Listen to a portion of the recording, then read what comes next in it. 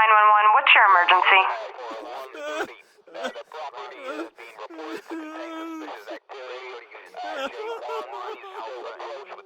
14 September 2018 মিশিগানের একটি নিঝুম রাত 8:52 police dispatch সেন্টারে একটি কল আসে। ফোনের ওপ্রান্তে থাকা 37 বছর বয়সী জিমি অ্যালেন দাবি করছিলেন তিনি তার স্ত্রী অ্যামিকে বেসমেন্টে ঝুলন্ত অবস্থায় পেয়েছেন। 18 মিনিট আগে ঘটে যাওয়া সেই ভয়াবহ দৃশ্য বর্ণনা করতে গিয়ে জিমির কণ্ঠে ছিল প্রচণ্ড হাহাকার।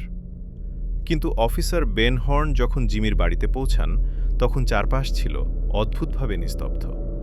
পুলিশ ভেতরে ঢোকা মাত্রই জিমির কান্নাকাটি শুরু হয়।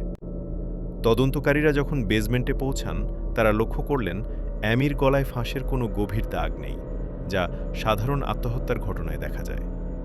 রাত 8:57 অ্যামির পালস পাওয়া গেলে তাকে দ্রুত হাসপাতালে নেওয়া হয়। কিন্তু ঠিক এখানেই প্রথম রহস্যের জন্ম।